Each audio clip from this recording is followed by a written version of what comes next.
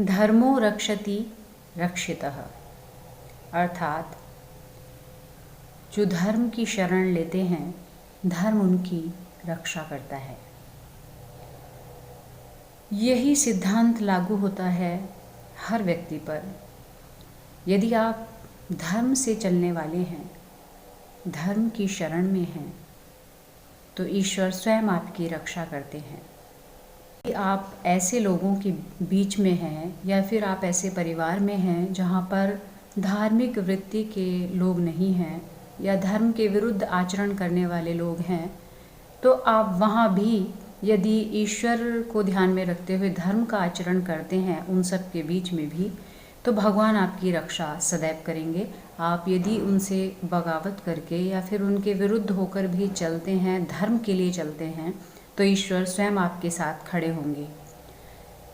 तो आप यदि किसी भी रिश्तेदार, सगे संबंधी का गलत होते हुए भी पक्ष लेते हैं, तो आप धर्म विरुद्ध आचरण करते हैं। नैतिक दृष्टि से सही व्यक्ति यदि आपके विरोधियों में भी हो तो आपको उसका ही साथ देना चाहिए। यही धर्म की परिभाषा है।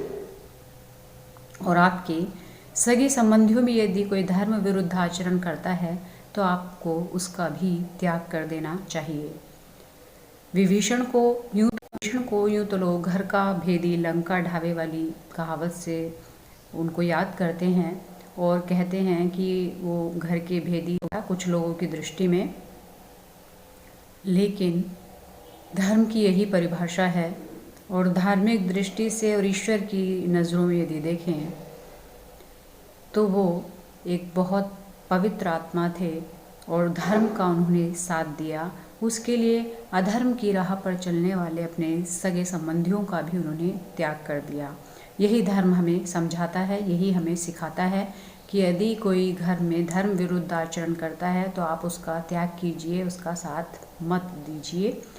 और विरोधियों में भी और दुश्मनों में भी आपका यदि कोई ऐसा व्यक्ति है जो धर्म की राह पर चल रहा है, नैतिकता की राह पर चल रहा है, तो आपको उसके इस पक्ष में अवश्य होना चाहिए।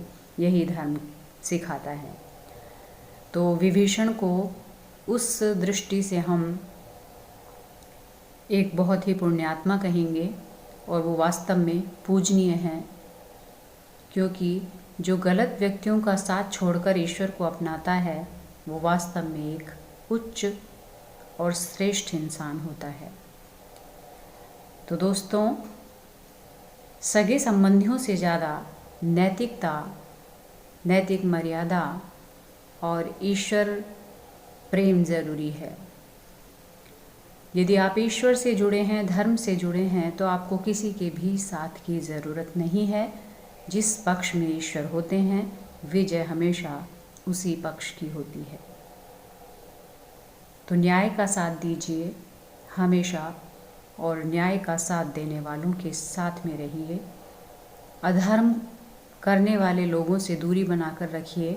और वो चाहे किसी भी तरीके से उन्नति भी कर लेते हैं तो वास्तविकता में वो उन्नति नहीं है और उसके बहकावे में आकर आप उनका साथ देने की कोशिश बिल्कुल न करें, वरना आप पथभ्रष्ट हो जाएंगे, धर्म भ्रष्ट हो जाएंगे।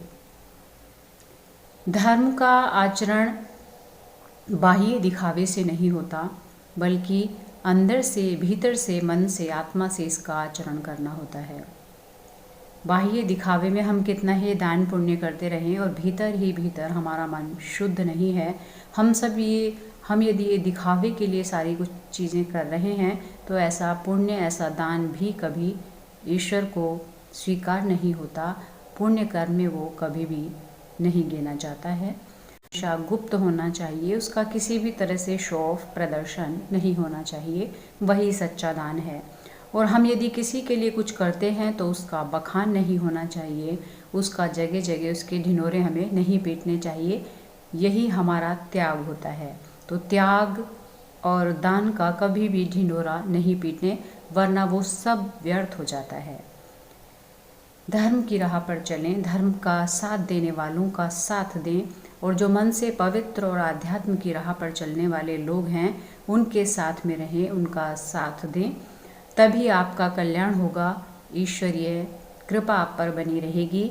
अन्यथा भौतिक उन्नति करने वाले और सिर्फ बाह्य दृष्टि से अपने को महान दिखाने वाले लोगों के साथ में रहकर आपका धीरे धीरे पतन ही होगा। इसलिए धर्म को चुनिए, धर्म की राह को चुनिए और धर्म की राह पर चलने वाले लोगों का साथ चुनिए। इसी में आपका कल्याण है, देश का कल्याण है और इसी में आध्यात्मिक उन्नति संभव है। नमस्कार दोस्तों, उम्मीद करती हूँ ये वीडियो आपको पसंद आएगी। पसंद आती है तो प्लीज़ लाइक कीजिए, मेरे चैनल को सब्सक्राइब कीजिए, शेयर कीजिए और इसी तरह से धार्मिक दृष्टिकोण अपनाकर अपना कल्याण कीजिए और अपना मानव जीवन सफल बनाइए। शुक्रिया।